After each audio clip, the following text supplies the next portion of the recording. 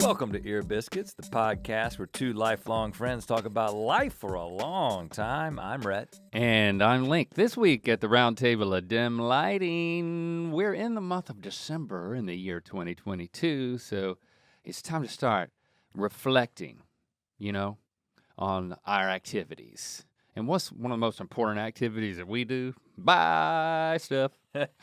No, Well, this has become a tradition. It's just become a tradition. It's kind of fun. It's a good way to look back at our year, to just to look at our Amazon purchase histories. I think this is at least the third year we've done it in a row. Who knows what comes from it? It's a good way to reflect, not to just brag on.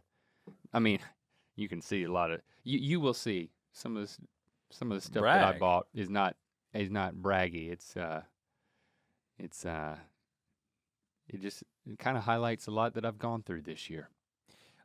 Specifically, like trying to get my dog to not poop in the house. Oh. Like so. You know what? That reminds me. Oh, you're adding something to your list. So we each have our own list. We haven't shared it with each other. We're going to share it with you at the same time because this is real. These conversations are real. They're not rehearsed. It's the first time we've ever talked about these things. Wouldn't it suck if for every episode we had to rehearse the episode and then redo it? That would be so weird. Especially if you found out that's what we were doing. Some people do that. Well, yeah. Some people who just do a podcast. But we have found a way. Hope not. We have found a way to do the. Actually, it ties in well with the reason we're doing this episode, because when you do a podcast that's basically every week of the year with maybe a couple breaks and you do other things, when you come up with something that fills a spot in the schedule, like, hey, we talked about our Amazon purchases last year. That went well. Let's do that again. Yeah. You always go back to it. I mean, in one sense, unless you're doing you don't it out like of it. Convenience. So you can hashtag Ear Biscuits and let us know if this should be the last year we talk about our Amazon purchases. But we would love a suggestion for a replacement episode. 188 EarPod 1. If you want to yell at us about it. But why would you replace it when we can start with something very exciting right out of the gate, like my most recent purchase? Yeah, recent. What is it? Measuring spoons. Oh, look out! Watch it. You haven't had measuring spoons? We did have a bunch of measuring spoons, but it suddenly got whittled down to just one, the tablespoon. And I find myself, when you want to measure like a cup, how many tablespoons do you need in a cup? It's not the larger than tablespoon measurements that are a problem, because I still have like a Pyrex cup measuring kind of thing. It's the teaspoons and the half tablespoons. Of course, I'd have zero need for these things. So I'm just well, interestingly, we have them, but I don't use them. Well, of course, you don't bake. But I mean, if we run out of spoons, I might eat with one. But here's the thing. It's not for baking, because I don't really bake. It's for supplements and smoothie type things, right?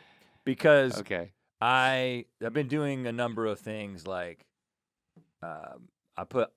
this doesn't make it taste good, but I put straight olive oil in my smoothie.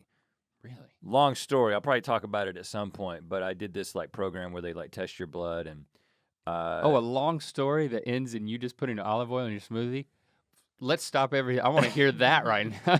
It essentially is, and because you know what, I think they should be a sponsor at some point, so I'm not going to say who it was, but basically they do a blood test, and then it gives you all these biomarkers, and then it gives you lifestyle changes and nutritional changes in order to address some of your deficiencies or whatever. And so I've got high LDL, and so one of the ways to lower that, and maybe some other things that are wrong with me, is more omega-3s. You can get that in olive oil.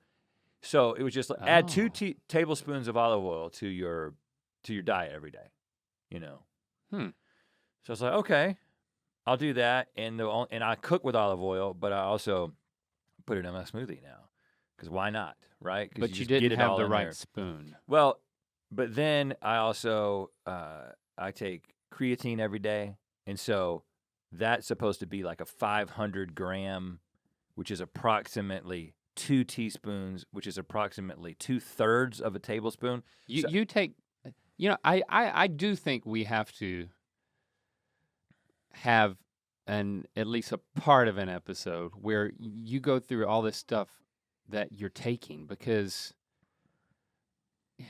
I don't like to think about this stuff, and I think there's some of it that I might need to be taking. And I'm just like, you take so much. I would just like for you to step through it and why. But I don't want you to do it right now because, I'm in holiday mode. Well, let me just say also that there are much better podcasts for going through the supplements that you should be taking.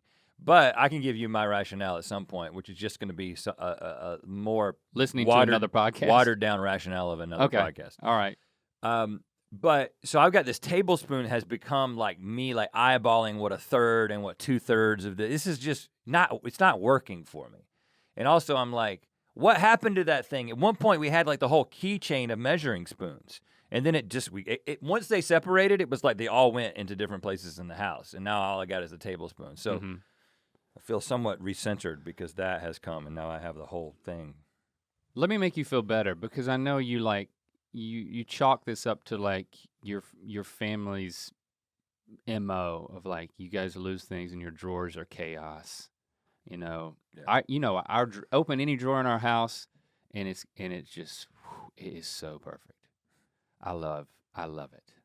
And I love that Christy and I are the same, but I'll make you feel better, or at least, I don't know what it will do, but I will tell you, I have noticed that our main spoons, they've been disappearing.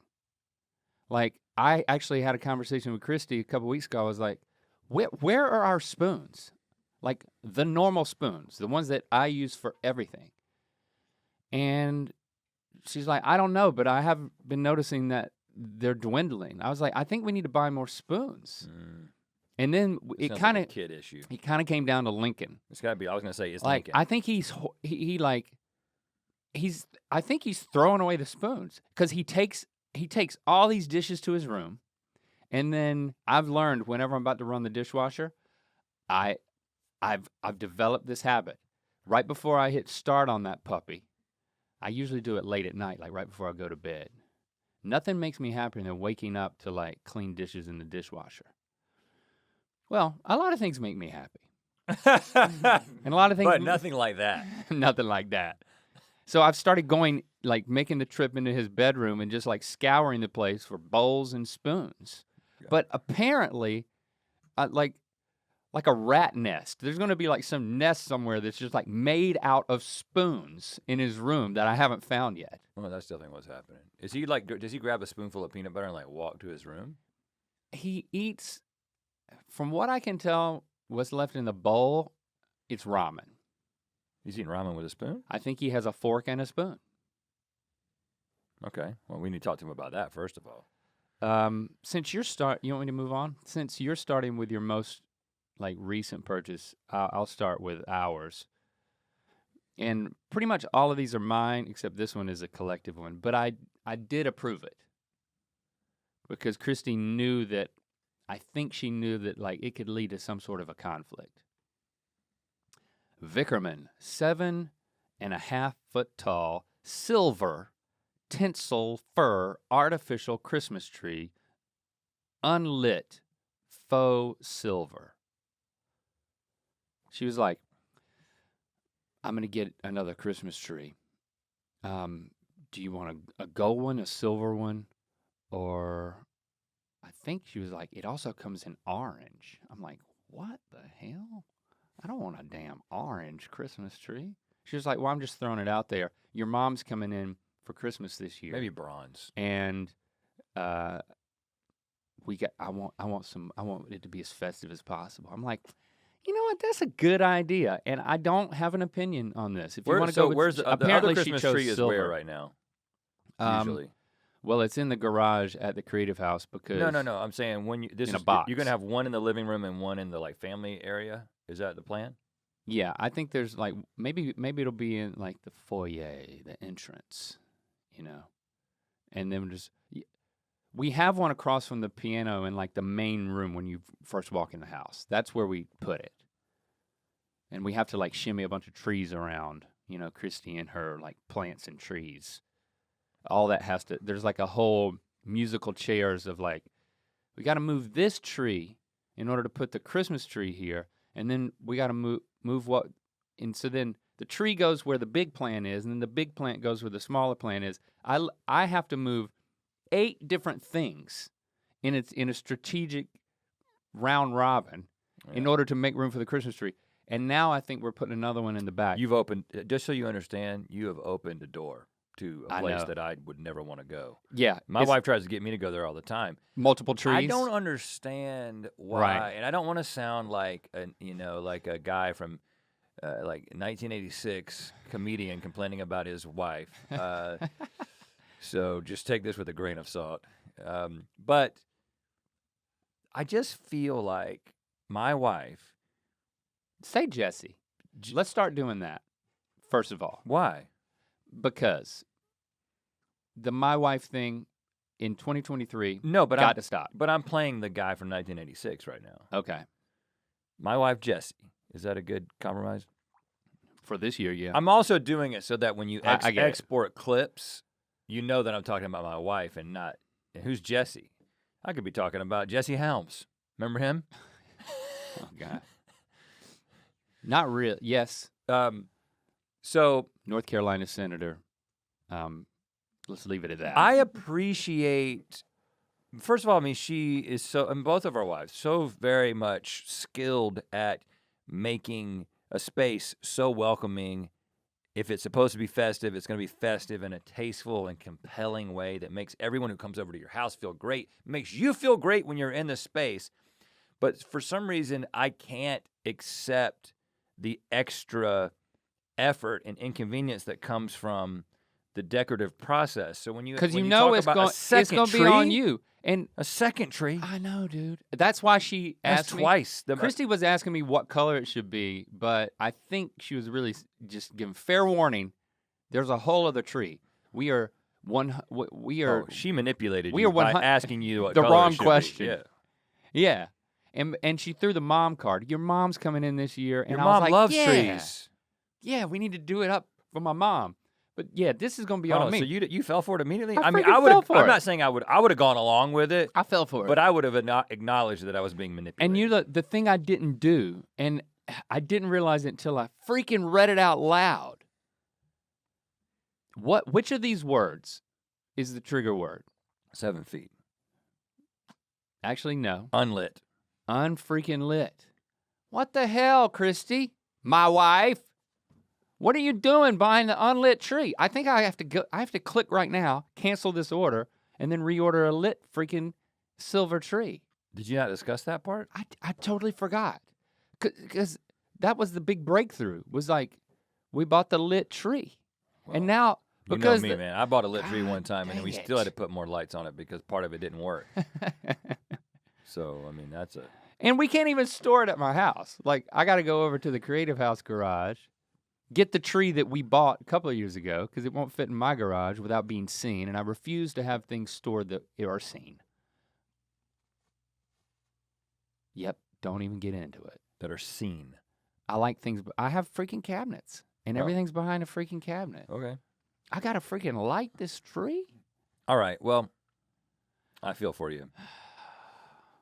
We do have 4 trees in our house, I will say that already, but there's only one that's like normal sized. I think, you know what? The other 3 are small. I was getting excited. I almost said. So I have fallen victim to this. And we're going to get a live tree again this year. Yeah, and we get a live My tree mom's every coming. year. Yeah, 1 live tree and then 3 small fake trees. Yeah, I mean, it's just a runaround. How about this one? Try this on for size. Coarse sea salt. Coarse sea salt. Now, is this for bathing?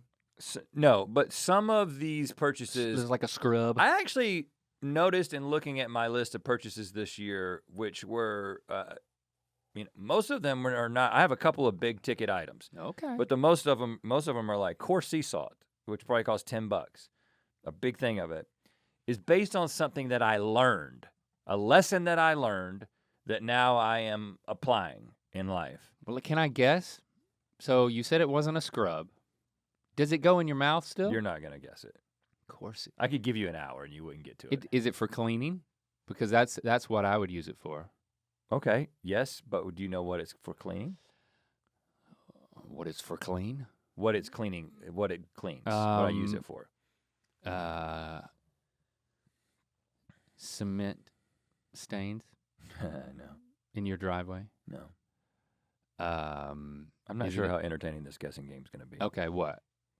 Cast iron pans.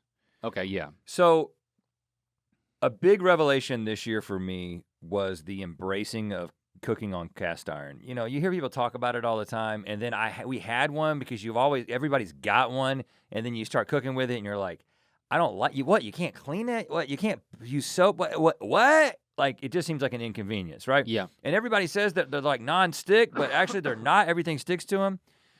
So this year, I don't know what it was, but you know what it was? It was freaking TikTok. That's what it was. It was being unable to avoid people giving you tips on how to do things correctly. And so Yeah. somebody like talking about a cast iron pan in a TikTok and being like, if you just do it like this, it will become the best pan that you've ever owned. And so I was like, okay, screw it, I'll do it. And I did it, and it is the best pan. And now I have a bigger one. And then one of the things that I figured out through another TikTok, not the same TikTok, is that a great way when you're done cooking with it to clean it is you kind of get everything you can out of there, and then you just put a bunch of coarse sea salt in there, heat it up really hot, and just take a paper towel and just sort of like move it all around in there, and it gets everything, and then you just take that under the sink with some water, and you just boom, boom, boom, and then you put more oil on it, heat it up, and then leave it there, and it becomes super seasoned, and it's just been revolutionary for me. The interesting thing about this is that I not only know all of this, but I have personally experienced it. We are experiencing a strange intersection between the two of us. Convergence? Because I don't cook. I've already established that with the spoons and everything else I've talked about ever about cooking. But, it could have been on TikTok for me as well. I'm a cleaner.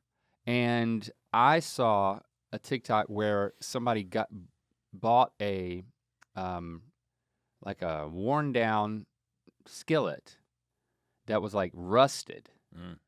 And then They resurrected it. They resurrected it using those techniques. Because the good stuff's under there. It doesn't go away. It just gets because added stuff. I just watch cleaning stuff, on TikTok and on Instagram. So that came up for me. And then I don't know how it happened, but we had a cast iron skillet that I think I used on the grill. Yeah. To like saute onions to go with like smash burgers. And then I left it out there, and it got rust. I've done this. And I was really dejected. And so I don't know which happened first, but yeah, I used the sea salt, and you also put oil on it. You have to oil the. When you're done, you oil it and heat it up again, and then wipe that down. So you want it to be really oiled. And you can kind of store it with some oil so that it like so it's like coated in oil. So it like stays. We leave both the big one and the small one on the stove at all times. We don't really have a place to put it up. So it's just like that's what we cook in, and it's there all the time. Let's promote something. Okay. What are we promoting? We're still good. We're still good. The game that we created along with Spin Master that many of you have already played, and many of you have been talking about the good times you've been having with family and friends playing. It's a party game. It's a nice little box that you can take in your luggage to wherever you're going. Like for the holidays, it's a great gift. It's also a great thing to play with your family because it takes like hilariously ridiculous disasters that everyone helps create, and then everyone helps pitch the best positive spin on that to say we're still good.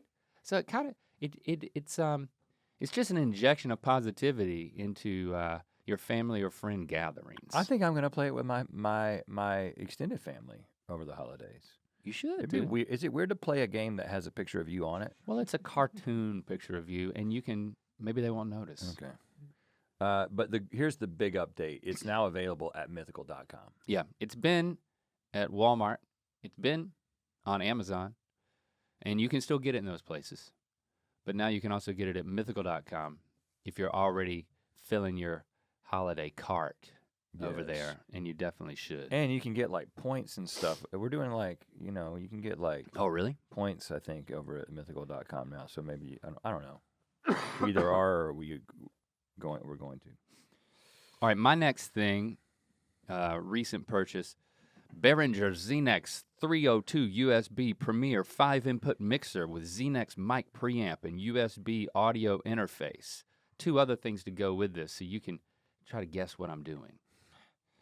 Day Better 50/50 RGB LED light strips kit work with Alexa and Google Assistant. Smart Wi-Fi LED strip lights, 100-foot, 2 rolls of 50-foot LED lights for bedroom decoration. And finally, standard XLR male to female. I like the sound of that. Balanced microphone cable. Durable and flexible, noise canceling, 6 feet black. I mean, this is clearly EHSB stuff. Ha! I've never said EHSB. Yeah, that's Elk Hound right. Snuggle Baby. That's right. Are you gonna are you doing something in your bedroom though? Because there was a bedroom light thing. Bedroom light was one of the descriptors. Bedroom decoration. So you're gonna be DJing for your wife? Are you trying to incorporate the Elk Hound into lovemaking? I'm setting up. You know how our bedroom is big. It like has a whole seating area, like at the foot of the bed. Yeah, I would say unnecessarily large. I know, but it's a function of the space underneath it that then created a bedroom above it that was like just so big. We could have a party up there. Party for 2. So Okay. Party, your table's ready. Party of 2. I'm setting up a DJ practice area. A DJ console set right there facing the bed. So and it's gonna have lights. It's gonna have visuals. They're potentially going to time out with the music that I'm playing. So yeah, I'm gonna be doing DJ sets. I'm gonna be going snuggle baby mode right there. Now, and I'm lying about part of this. So that can't be the case. No. Your wife wouldn't let you do that in the bedroom. She wouldn't let you put your practice facility in the bedroom. I'm gonna set it up at the Creative House, and the thing that I don't want to commit to this, but I bought this stuff, which is trying to get me to commit to it. I was listening to John Frusciante, guitarist for the Red Hot Chili Peppers, talking to Rick Rubin. I got a thing for Rick Rubin and anything he does in podcast world.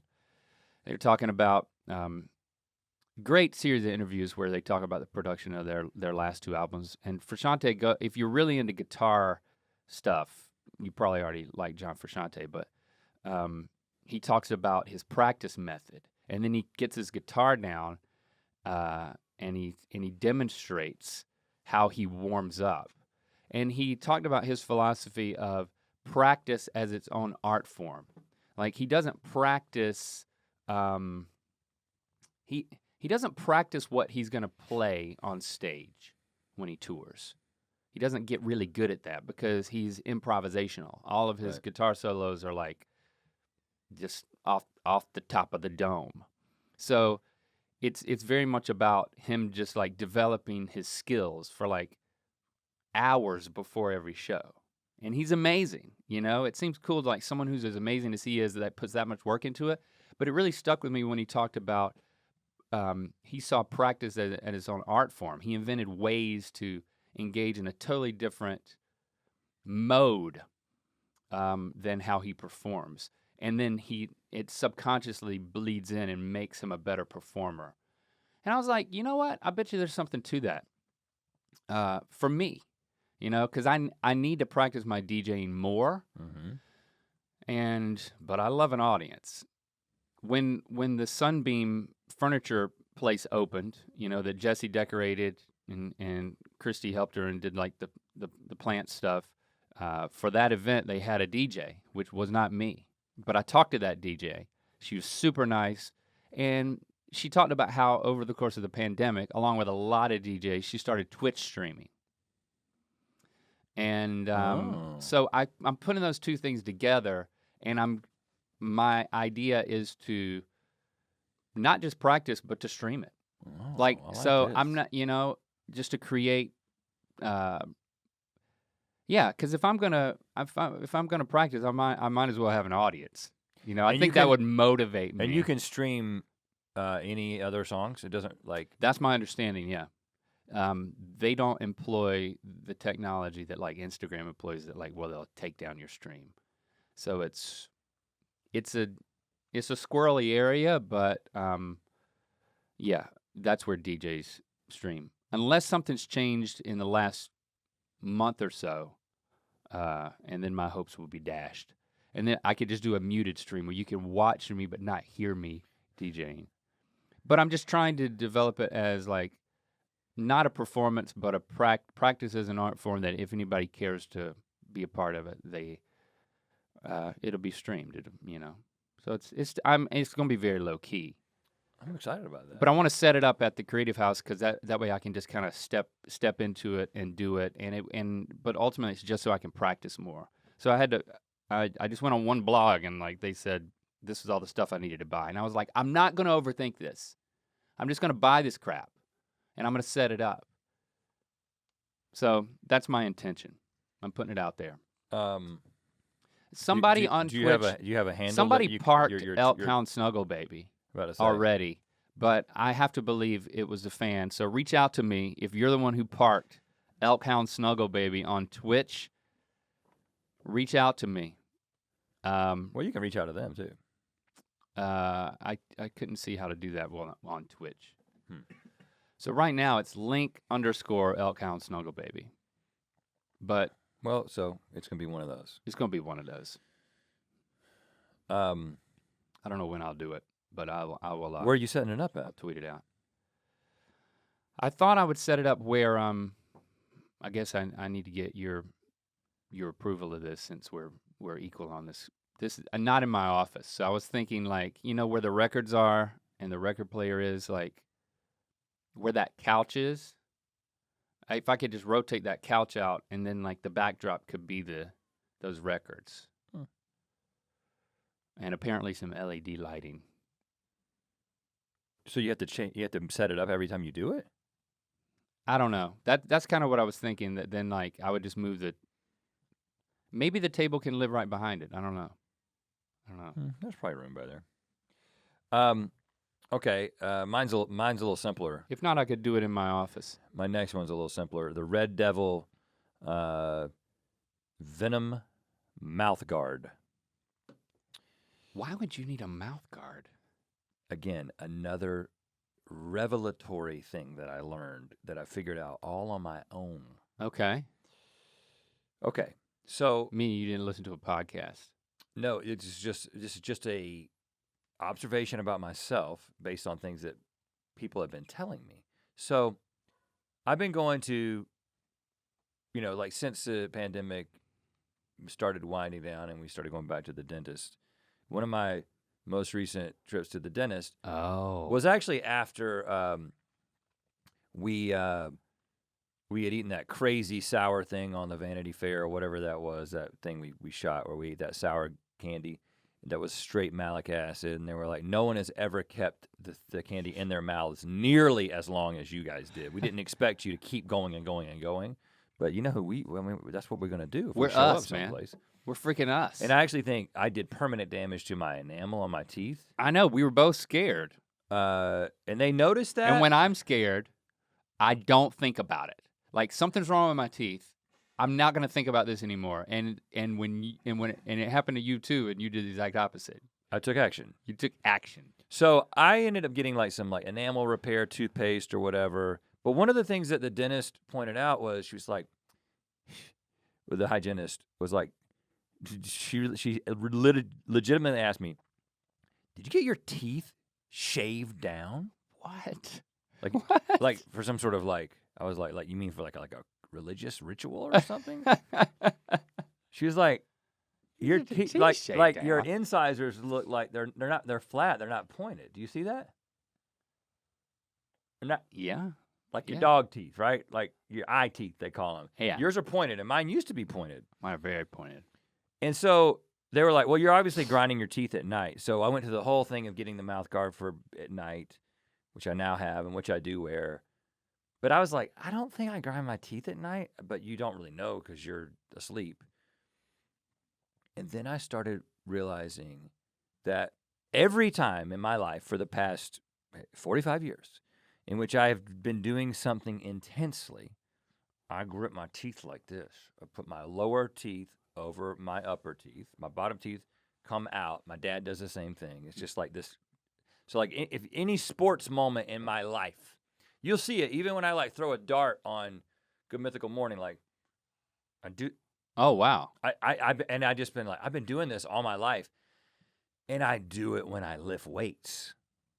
And I've been doing it when I lift weights forever. And I started reading about people who do weird things with their teeth when they lift weights, and I've been damaging my teeth for years. And in fact, last time I went to the dentist, she was pointing at those teeth, and she was like, "You're basically down to the pulp on those teeth. Like you don't have anything else left protecting those teeth.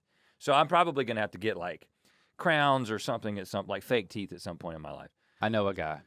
But in the meantime, of course, like anyone who like seriously, and I don't like seriously lift weights. I just like lift weights for ongoing health, you know. But so I thought you would say you were going to sleep with it. No, you lift so weights with a mouth guard. I have a sleeping mouth guard, which is a completely different thing. This is like an athletic mouth guard that like Steph Curry wears when he plays basketball. And so, because biting down when you're lifting weights is actually like scientifically proven to give you a certain percentage increase in strength, just because it's something about like, you know, it, and which totally makes sense because that's why when you're really trying to do something, you bite down. And I would bite down like, and it's just, I've been just like ripping these teeth apart for years. So anyway, I've stopped the damage now, and I work out with a mouth guard. And I encourage you, if you lift weights on a regular basis or do anything physically active, that's interesting, get a mouth guard. You might as well. Cherry Pig solar mole repellent, ultrasonic mole repellent, solar powered, outdoor waterproof ultrasonic snake repellent for get rid of mole, gopher, snakes, vole, and other underground pests. 4-pack. Pretty obvious, right? I'm actually surprised that it says snake repellent. I love that. So I got 4 of these. I had some of these, and I got rid of my moles in my yard, not on my skin. Yeah. And some people have bought mole repellent, thinking that they can rub it on themselves. Yeah, this is like it's like a stake that you put in the ground. It's got a little solar panel thing on top. I bought them. The moles went away. My yard got even again, and then somehow they disappeared. They might be under Lincoln's bed with a nest full of spoons. I don't know, but I had to buy 4 more. They don't. It's not poison. It's it's just a sound. So I staked it out, and it works like a charm. It forces them into my neighbor's yard, underground. But yeah, that's their problem. Do you know that for a fact? You've seen evidence based on the reviews. Yeah, people describe how if you do it in one area, then they'll just move to another area. And so the only area for them to move in here is my neighbor's yard. I mean, maybe they went all the way into the woods. I don't know. I don't care. But I mean, I think that my neighbors were probably sending them into my yard. So like everybody's got to work together on Everybody's got to work together. The only thing I don't like is that it's not a constant. So it's like silence, then it's like So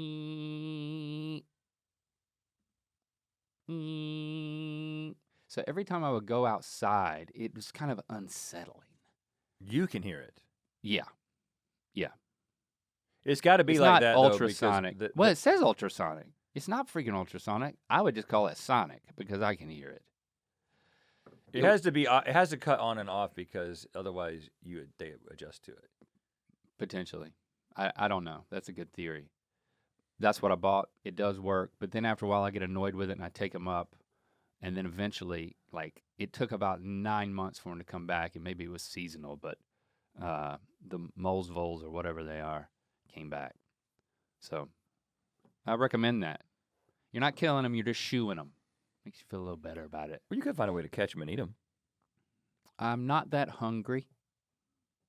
You could probably find some recipes on TikTok for like mole stew or something. Put them in that nicely oiled skillet. This purchase comes with a story. I bought 4 items, 2 Carolina Panthers hats and 2 Carolina Panthers shirts. I remember seeing you wearing this once, and it was just one of those things where it's like, You didn't ask any questions? I thought I told you this. So this was is this a James and the Shame yes. So something? So I had a PR person working on like right around the launch of the album with me on some like press opportunities, and one of them was, I guess it was Spin Magazine. It has this thing where they do like musicians give predictions for their favorite team's NFL season, and she was like, "Would you be do you watch NFL? Do you have a favorite team? And would you be willing to do this?" And I was like, yes, a little bit. And then to the second question, I mean, I'm an NC State football fan. I like college football, and that's what I watch. But I consider myself a Rams fan, being in Los Angeles. But I have an affinity for the Carolina Panthers only because they're in North Carolina. But like, I don't really keep up with it, and I don't own any fan gear. So what I said is, yes, I'm willing to do that. Yes, I'm willing to do this, and I can do either the Rams or the Panthers. I feel like there's probably somebody else already representing the Rams. So, yes, and I'm like, the reason I'm doing this is because of the press opportunity. So I did. So it's all an illusion. So the first thing I needed to do was, get clothes. I don't wear NC State because they were putting a picture of you. Yeah, they wanted a picture of me in Rams gear. In Carolina Panthers gear. So I had to find some. And based on what I saw of you wearing that stuff, I don't know if it's a great PR opportunity. Well, I'm just telling you. I mean, you look like a dork, dude. Can I just say, and I hate to say this, but like, it's very difficult to dress up in support of your team and not look like a dork. I know. And it's like you're cosplaying as like what everyone thinks a fan is. It's like, well, aren't there people who are fans of sports that also like to look cool? You can, for some reason, this is. I have a theory. This is it. They make the stuff out of the same material that they make athletic clothing out of a lot of times. So like these T-shirts had this like moisture wicking, dry fit. Like so much of this stuff has this.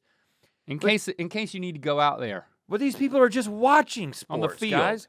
Like when you go watch a concert, it doesn't. Yeah, you can get a cool T-shirt that is like a cotton T-shirt or like a 50-50 T-shirt. You can get a cool hat that looks like someone who is ready to watch something. Fans of athletic performances should be able to wear the same things that fans of musical performances wear. You're not playing. Hey, you need to shut up. This is a business opportunity. We need to keep this to ourselves till we're ready to launch. They just don't make they don't make enough cool stuff. Even like, I would wear more NC State stuff. I would. But like, it is just like a needle in a haystack to find there's like a shirt that's cool. Like the retro logoing is one particular avenue to coolness. Well, like even like and NC State has they brought that back. Yeah, they brought back the wolf, but then the stuff that they put it on, it's like they're still in this athletic mode. Like, I was like, what do you guys think I'm doing? I'm sitting on a couch and then standing up at moments and then sitting back down on the couch. And now I don't need moisture-wicking material here. For Spin Magazine. So what did you look? I never saw this photo. Did it happen? Oh, yeah. It was just a selfie. I took it in there. You were wearing what? A jersey? No, I wore a T-shirt and a hat. But even that still felt like, hey, this doesn't feel like me, but like that's what they wanted. The other piece of this puzzle is I had to come up with my prediction for the Carolina Panthers season. So at that point, I just texted my dad and said, "Dad, a research project for you, newly retired man, who also doesn't care that much about NFL football, but likes college football in Georgia." Like he quickly just came back with he's your ghostwriter. Here's what I think. And now I will say that if you read the article, any funny parts of it, your dad wrote. I wrote, because my dad didn't make it funny. It was very much just like, here's bullet points, including my obsession with the long snapper. For that, I added that. So Okay. that's the long snapper stuff because I am genuinely interested in long snappers. And the Johansson, I think his name is played 16 seasons without missing a game or something. Anyway. So yeah, I had to get. If you ever need any Carolina Panthers stuff, I got 2 hats and 2 shirts. We could go out together. That you will never wear again. Yeah. I'm kind Did anything come from it? Did you get any listens from Carolina Panthers fans that you are now completely undermining? I think the name of this story. I think the name of the article was 56 musicians predict their take on their NFL season. Who else? Some people that you would recognize and a lot of people that you wouldn't. So maybe I got 1 listen from that. It was worth it. That's the world of PR, man. Oh yeah. Oh my gosh. Here's a good one, a sweet one. Where the Sidewalk Ends, the book. I'm familiar with Shel Silverstein, and I didn't write it down, but also we just got a bunch of our favorite, kids books. A couple of Shel Silversteins, like The Light in the Attic, Where the Wild Things Are. And this was. Did you get the issue of Playboy with his famous interview? Did you also get that? Yeah, Shel Silverstein. Nice touch. Yeah, he's he wrote A Boy Named Sue for Johnny Cash. He's he was in that world, the outlaw country world. Anyway, but cool thing. This was in honor of. Maybe you've seen these. There's if you take a walk with your dog in a neighborhood, or if you go to certain parts of town, you can see there's these little libraries. They look like a bird box. Yeah. But it's a library where you can exchange books. You can put a book in, take a book out, and Christy did this with. Well, her sister, Brittany and JB, they ordered, and then her dad, Bobby, my father-in-law, built one of these boxes, and then they painted it custom color, and they put the plaque on it, and they put it up in honor of their first daughter passed away hours after being born, and she would have been 10 years old. Selah would have been 10 years old this year. So every year they celebrate her life, and then their other kids. They now have 2 more kids. I got a niece and a nephew. They they learn about Selah and the story of even through all of that pain that it's become something that's been very beautiful, and honoring her memory. So for her 10th birthday, they created one of these boxes, so we were able to buy books for it. And they put it up in the neighborhood, or they put it up in front of their house? They put it up in Lillington at the ballpark. Where you and I did the 4th of July, where they do the fireworks every year. That's where I play baseball. Yep. Hundreds of times. And where we did our 4th of July Wax Paper Dogs concert. They actually put it up there, and because we went back for Lance's wedding, we were there for the ribbon cutting. So we were able to put the books in there and honor Selah's life and memory, and just it was a great family moment to be a part of that. And I wrote down the name of the littlefreelibrary.org. Oh, so you can just make one. There's a number of places register it. That will do it, but if you go to littlefreelibrary.org, you can order the pieces, and they'll send it to you, and you can build it and paint it yourself, and then you can they'll send you the plaque to put on it, so that in their case it can say in in honor of Selah. And then, it's part of the community and it looks really cool and nice. And of course, they got permission from the ballpark to put it there. That's awesome. So yeah, littlefreelibrary.org. It's like and you can do it for whatever reason you want, or just do it to contribute to your community. But like, there's lots of kids who are like taking walks or like, hey, let's go to that library. Let's see what books are in there now. Let's put some of my favorite books in there. It's like, you think kids are doing that? Yeah, definitely. Kids still got books? Yeah, that's the thing. It's kind of this retro thing that like gives you a sense of connection and being a part of something. Unless you in real life vandalize it. Yeah, I mean, this isn't a good place where it only takes one. Yeah, sadly that's true. But when you talk about that place, the Lillington ball fields there, yeah, they're so nostalgic to me because of the smell, which it was a mix of dirt, grass, popcorn, and cigarette smoke that I felt like I smelled repeatedly as a child playing outdoor sports. That was so pronounced at that particular location that I'm sure it doesn't smell as much like cigarette smoke anymore because it's just so much less common for people to smoke. Well, we went. The other cool part of it was that morning, our nephew Nehemiah, he had a soccer game there on the field. So like we watched him play, and then we dedicated the library, took some pictures. But I was like, yeah, it's wild to come back here. Like I was telling Lincoln and Landa, it's like I played t-ball on these fields, but because I hated t-ball. It makes you feel anxious when you see the fields. I was like, my butthole was getting real tight. So yeah, I choose to think more about like all of the fireworks. That's what I associated with the fireworks. We did fireworks here. Fireworks every year. Okay, here's the next one for me. 5-pack USB wall charger and 5-pack charger cables. Oh yeah. This has to be like an annual like re-up, right? I just feel like again, I don't want to. I'm going to go into the dad mode. So the thing I have asked for is, so I have a charger next to my bed, right, for my phone. It is a wireless charger that I can set my phone on, and I can also put my AirPods on, and they can both charge it. Mm-hmm. Yeah. And then Jessie uses a traditional just USB cable that plugs directly into her phone. That's a shame. Which makes her a prime target for Shepard when he needs a phone charger. And because he is a 14-year-old, yeah, apparently they eat these things. What is it? It's I believe it's that's cables. What's happening. I think that Shepard is eating the cables, thinking that they're pasta, maybe getting into it's like a late night kind of thing. This is such a pattern today. They're gonna if we took him to get his stomach X-rayed, there would be 17 USB cables in there. That's the only explanation for how many of these we go through.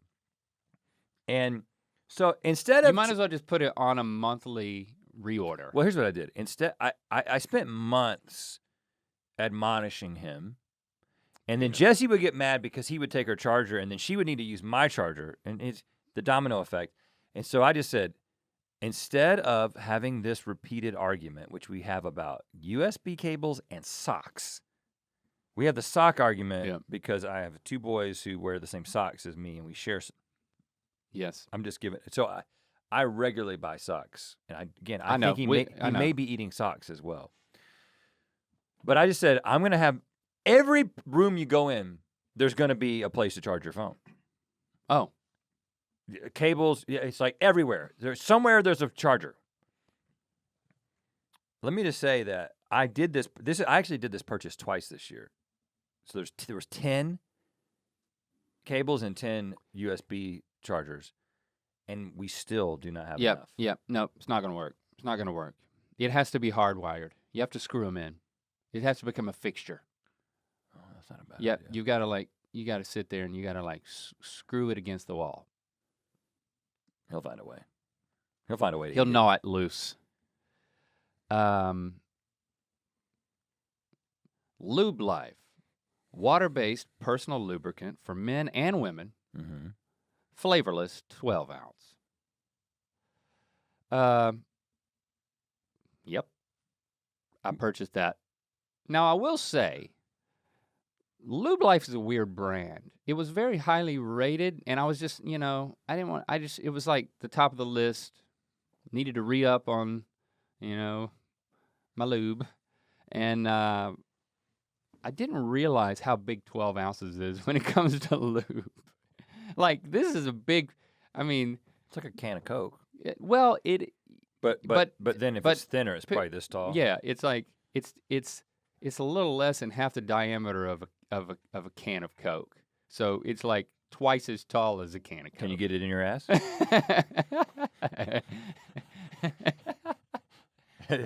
Has that worked yet? Oh God. I can't get it in the bedside drawer. Okay, so yeah. First That's you get the it problem. in the drawer. That's the problem. Then you start working on your ass. You gotta get. So now, just a word of advice. It's like when it comes to lube, smaller's better. Ironically. Yeah, because also when in the moment of passion, you want to pull it out. You want to be a I'm little bit coy about it. Yeah, here I am getting up and running to the bathroom because we have one drawer that it can sit straight up because you don't want to store it sideways. And you've already got a hydro flask in one hand when you're making love. Right. So, you Right. can't have another giant container. Right. Right. No hands with it. Yeah, exactly. And plus their marketing is strange. Like the bottle, it doesn't just say Lube Life. It says #Lube Life. Like they expect people to be sharing this stuff publicly. Well, you are now. And I guess I am. You just said #Lube Life. So it worked. Like that's my resolution. Every tweet I make in 2023 is gonna have that hashtag. Yeah, I don't go. Pay attention to the ounces, y'all. I don't get it from Amazon. There's some other website that I got my lube from this year. Can't remember what it was.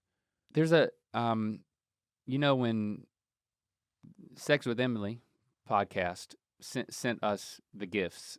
There was like an appropriately sized lube there that was more drawer sized. I've been using that. You can refill and it I can with the refill big it one.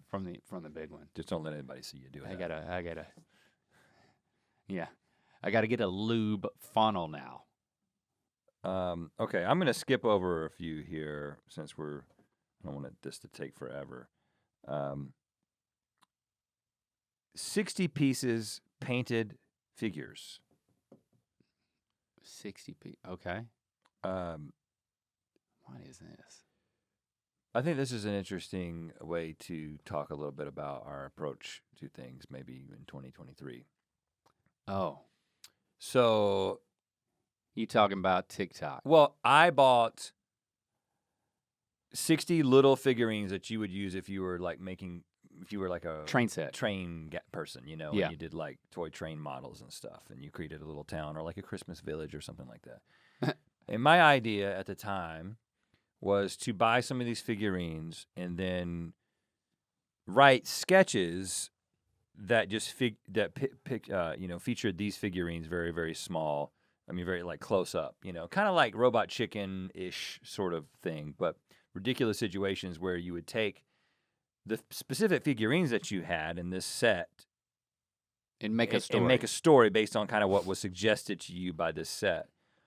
So kind of an old school idea. Very much an idea that I've had for even like 20 years ago, back in the very early days of us. The Fine Brothers used to do some stuff with like figurines way, way back in the day that ended up getting in trouble because action it was like figures. They were doing like actual, recognizable IP, but this is different. And that was when we were in our, what are we doing on TikTok? And like, are we doing an original strategy? Are we doing original sketches? And, if you've watched our TikTok and our short form Instagram stuff, like, we've done a bunch of different things trying to land on a strategy. Incidentally, the strategy that we have landed on, at least right now, is that we do so much other stuff that generates great moments and funny things that we say and do that we should just use those to fuel our TikTok. So that's why if you go on the TikTok right now, you see it's just all GMM clips, right? Yeah. Now, but one of the things that we did before that, I like that. and we'll talk about how we're using that the freed up mind space, time, and energy that we have by not trying to make like original sketches on TikTok and what that means for what we're going to do, because we are going to put that energy to something that you will be seeing. So, but we did make a sketch that I still think we should put it out. I still think we should put it out, Like, especially in light of this conversation. Yeah, we gave notes on it twice. We need to. And we re-recorded the VO because we didn't really like the VO that we did the first time. Yeah. And it's ridiculous. It's a ridiculous thing that we still should just put on TikTok. Because you have those figurines on your desk at the Creative House. So now at least you have some decor too. And I like to play with. I like to just hold them in my hands. I feel like a giant playing with little people when I'm on a phone call. But yeah, so just so you know, we're gonna release that. We'll release that. But a lot of the energy that we've been putting into other things, like that stuff and stuff that you may not have seen, we are finding ways in 2023 to funnel that energy into things that you will see.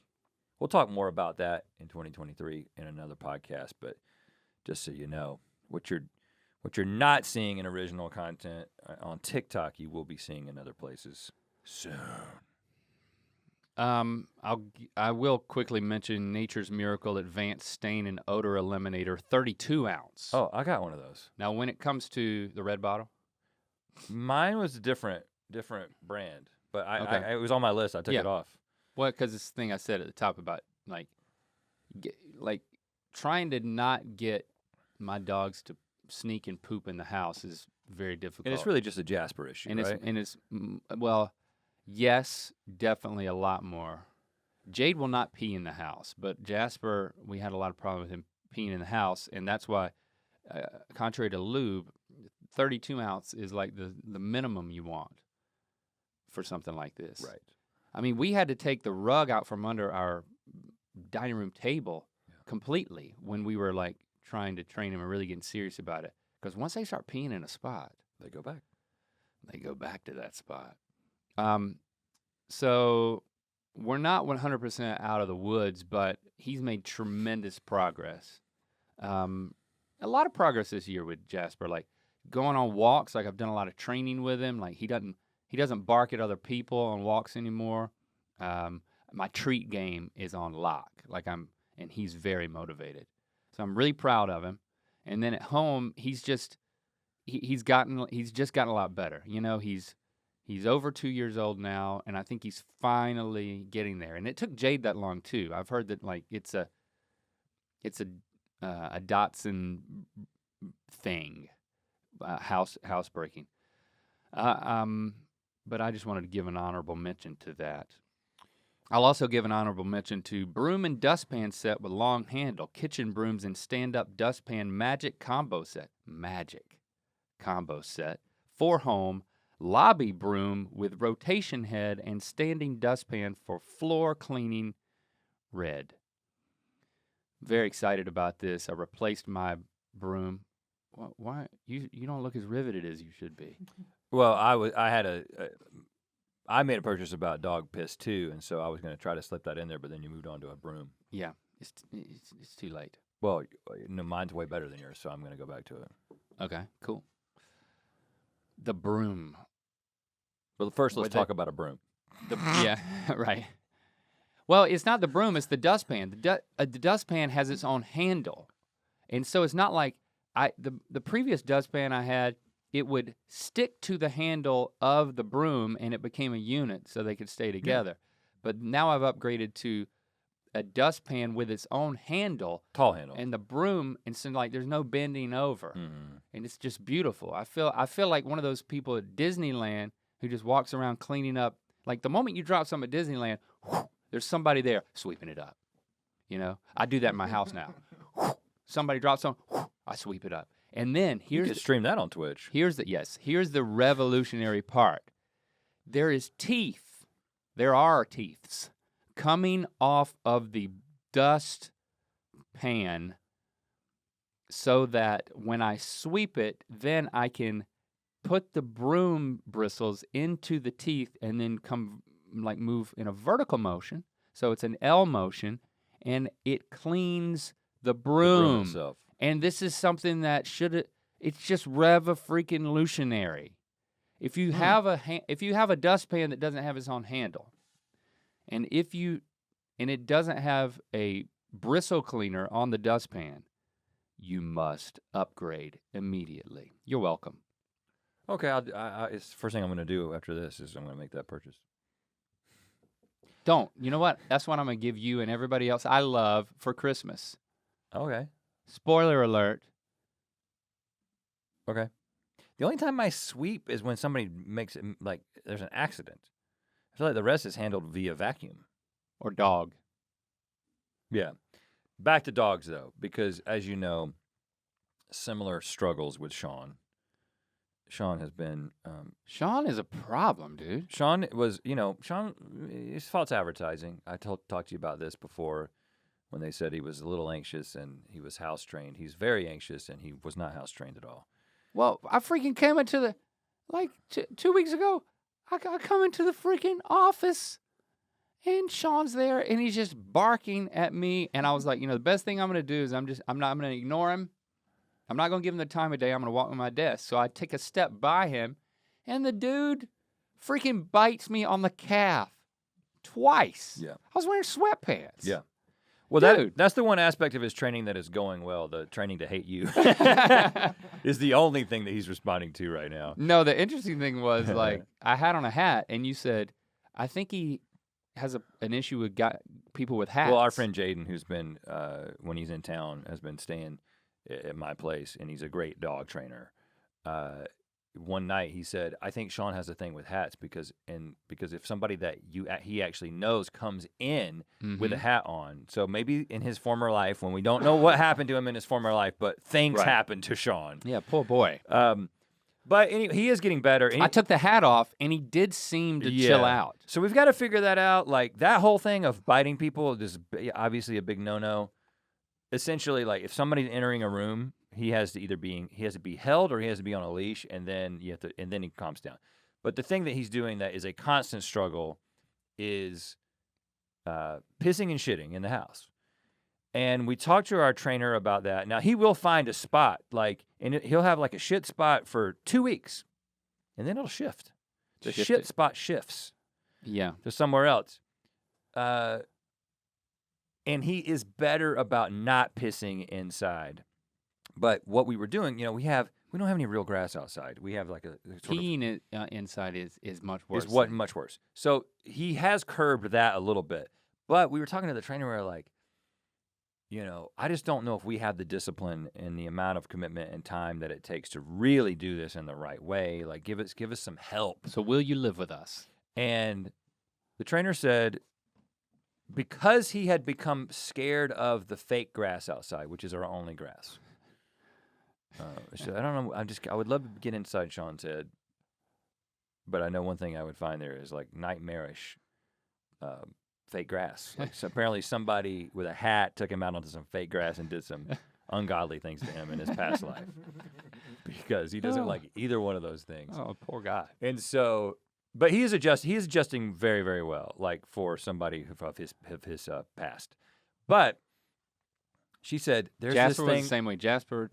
Yeah, he's totally a different dog. There's some stuff called fresh patch, which is just a patch of fresh grass, most often used for people who live in apartments and they want their dog to, use the bathroom on grass, and you don't want to always have to take them outside or whatever, or it's like, so essentially it's just a piece of sod that comes in a cardboard box. Shipped to your door. Every 2 weeks you get it, right? This is, first of all, I think it's like $60 a month. So I know that it's significantly more expensive than if I was just going, because I told Stevie about this and she was like, you could just go to the hardware store and get a patch of grass for a lot cheaper than that. And I was like, yeah, but I have to go get it. Yeah. So you're not proud of it, but I'm not proud of it. Yeah, you're doing it.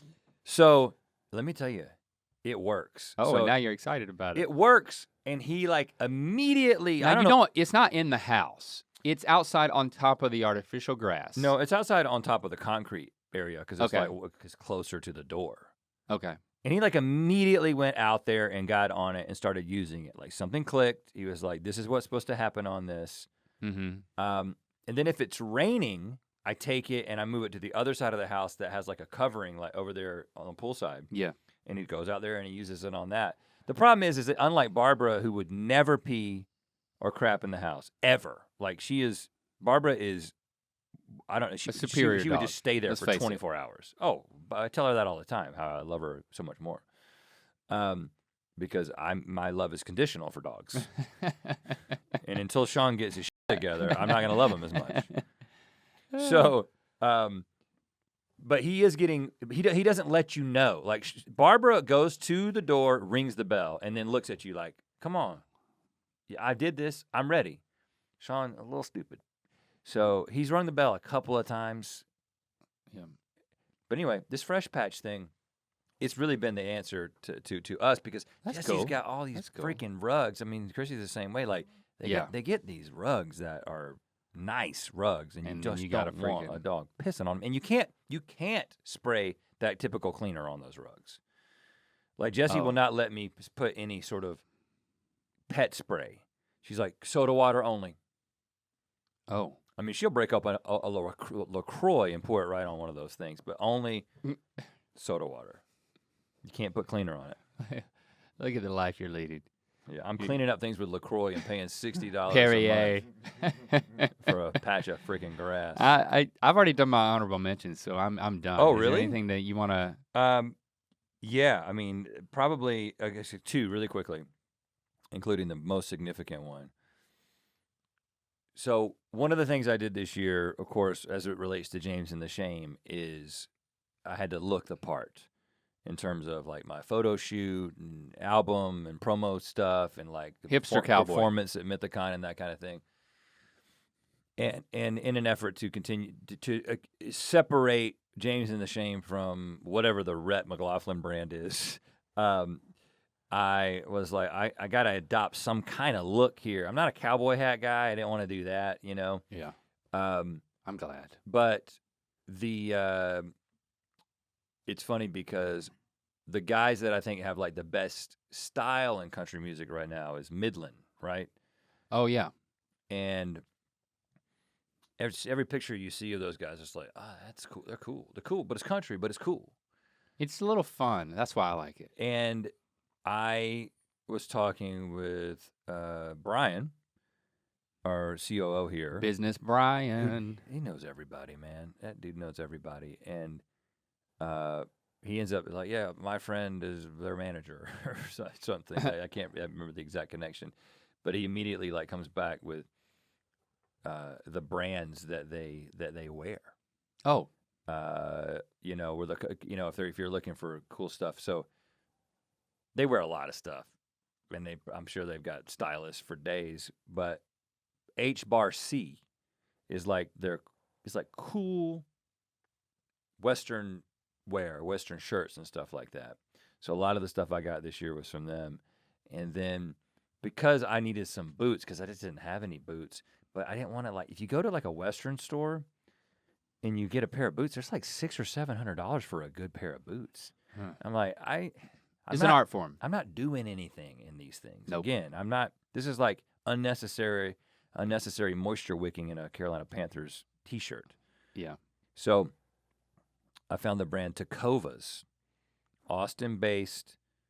You know, this is happening. These people are coming in and sort of revolutionizing an industry, and usually it's 2 guys who have an idea, who come together, and they're like Thursday Boots is like, we're going to make boots, but we're going to make them more affordable, and our advertising is going to be great, and you're going to get this on Instagram all the time, and eventually you're going to break down and buy them. I think it's 2 guys because you're a guy, but I think there's plenty of 2 women too.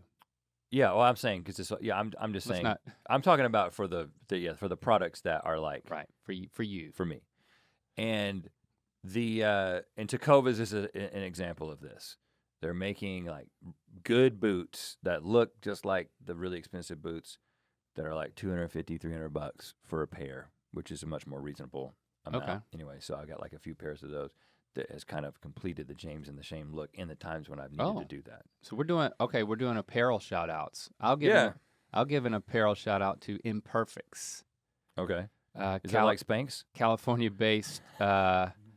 It's a surf aesthetic company, but it's all a lot of canvas wear. This jacket and all of the other ones, like this year for me has been the 2-piece jumpsuit. Oh, that's where Revolution. You got all those from. Right. Yeah, I'm obsessed with that brand. So very cool. Aesthetic in like their story and like their approach and Is it two guys? Craftsmanship. As far as I can tell, it's just one dude. Okay. Who I think he's a surfboard shaper. Hmm. At least a lot of the images are of a guy wearing these outfits shaping surfboards. Well, maybe you can get into that too. Nope. And finally, my biggest ticket item, my birthday present to myself, something that I've wanted for a long time, and I tried to find ways to get at it in a cheaper fashion, and I finally just bit the bullet, literally took the plunge. Oh. And bought one of those cold plunge ice baths that were like featured on Shark Tank. But that was a birthday present, right? To myself. Yeah, but that was your birthday present. Like my big ticket item last year was my mountain bike, I believe, and it was my birthday present to myself. Yeah, but I mean, it was the biggest purchase of the year for me, and you've used it because I made everybody. It's basically a bathtub with a box beside it that then circulates and refrigerates the water, but it has a top on it like a hot tub would have on it. Yeah. But it's shaped like a bathtub. Yeah, and it's pretty, It's just, he has an outdoor refrigerated bathtub. It's pretty aesthetic, for how these things could go. Because what I was going to do is aesthetic. The cheaper version, which is to take again, there's a bunch of YouTube videos. Like a barrel? Well, people do barrels with ice in them, but then you have to get ice and put it in every single day. You don't know what the temperature is. Other people will take an old freezer with, open top freezer and seal it and then do this thing where it's like on a timer so it's not on when you're in it and stuff. But it's like a DIY thing, and you got a freezer outside. And then I was like, why not, man? Just get the one that looks the part and has got all the technology built into it, and you can dial in the temperature. It's got the ozone filtering of the water in there, so it keeps the water great for 6 months. And I've always wanted this because we know. I'm that guy that is gonna take the supplements and get real hot and get real cold and do all that stuff. You need the things, and I absolutely love it. Did you get in it this morning? I did. I sure did. I get into it every day. So now you don't hate it. No. That's the point. The point is you hate it every time. You know what I'm saying? Yeah. You hate the moment. When you got me to do it, I did hate it.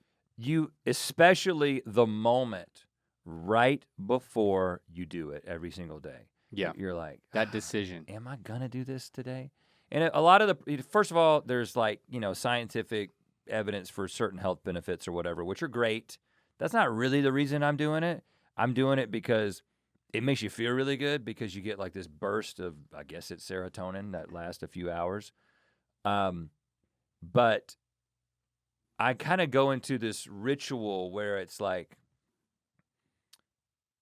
that minute before you get in there is this sort of, I'm going to get into this thing and it's going to be very unpleasant, especially the moment of making the decision to get in and lower yourself into this thing. Ooh, yeah. Every day. And right now I've got it set at 51 degrees. It goes down to 39, and you're supposed to decrease a degree a week. I started at 55. I'm gonna tell you right now. Is that what I got in it at? You got it at 55, which again, 55. You may not think that's cold. I'm gonna tell you right now. Get in 55-degree water. If you don't think that's cold, 5 to 10 minutes, and you'll see. I mean, your body thinks that you're dying if you're doing something that's going to kill you, and that's why it responds the way that it does. Yeah.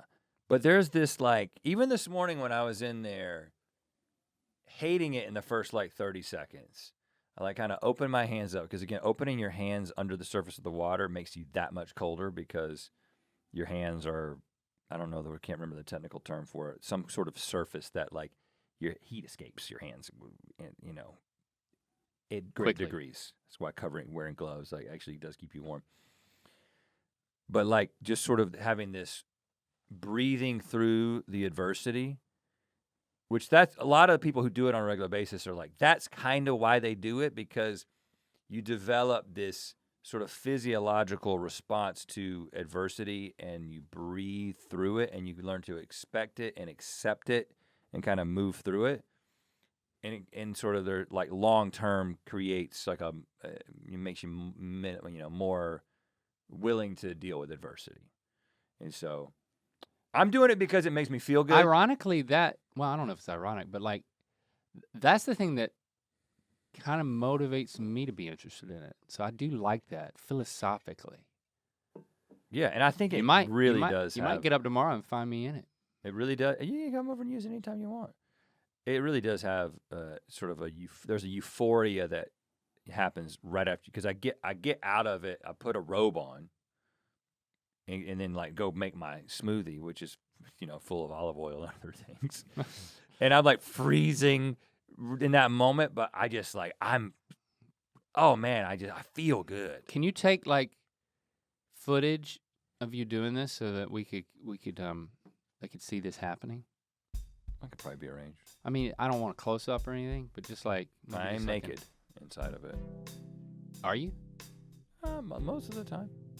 We have guests right now, so I'm not naked in there, just in case they come down for breakfast or whatever. Wore a little bathing suit this morning. Okay, we'll do that but for the video. Or like, let's have some tasteful cropping. Tasteful cropping. Okay. I don't think I had a big splurge. Well, I think I bought my DJ deck. I think that was this year. It had to have been. Yeah, for sure was. Okay. Well, here we are. It's my rec. Everything we've said today is basically a rec in one form or another. So, I'm gonna put it back to the community birdhouse, littlefreelibrary.org. Call it a birdhouse, but you know what I mean. Don't put birds in there. Put books in there. Bookhouse. Hashtag Ear Biscuits. We'll be back at you next week. And remember, let us know what you think by sending us your voice. 1-888-EARPOD. One. We got a couple, just 2 more episodes before we wrap up the season. Is that right? Yep. Yeah, so we're going to talk a little bit about our Thanksgiving break, and then we're going to cover our highlights for the year. I love it. I love that one. Bye-bye. What is up, Rhett and Link?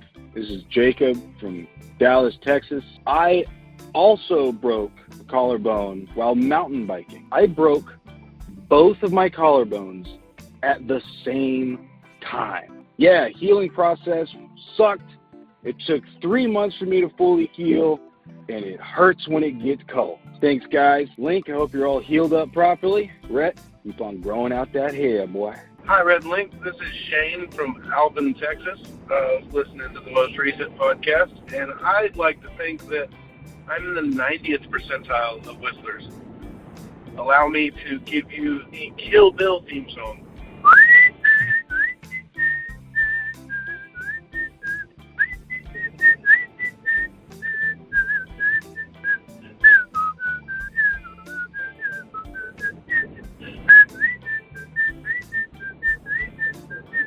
Hope you enjoyed. Thanks. I hope I am the first to say congratulations on your Streamy Show of the Year award.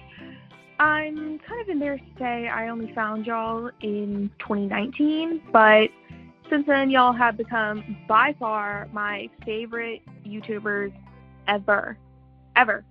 Love you guys. Congratulations. To watch more Ear Biscuits, click on the playlist on the right. To watch the previous episode of Ear Biscuits, click on the playlist to the left. And don't forget to click on the circular icon to subscribe. If you prefer to listen to this podcast, it's available on all your favorite podcast platforms. Thanks for being your mythical best.